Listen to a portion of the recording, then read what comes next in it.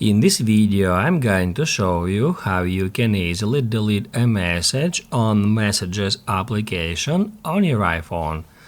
Be sure to watch the video to the very end so you don't make any mistakes.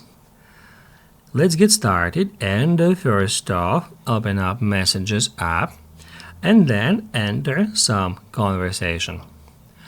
As you can see, recently I've sent a message to that contact. However, now I changed my mind and I would like to delete that message.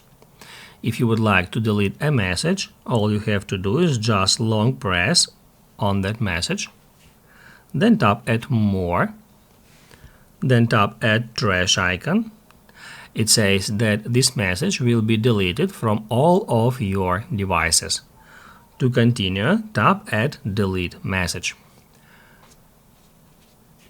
Also, we can delete the entire conversation from our chat list.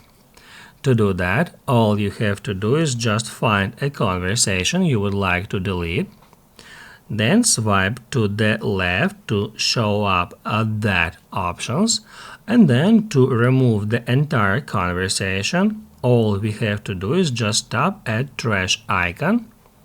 It says the conversation will be deleted from all of your devices, and then to continue, just tap at Delete.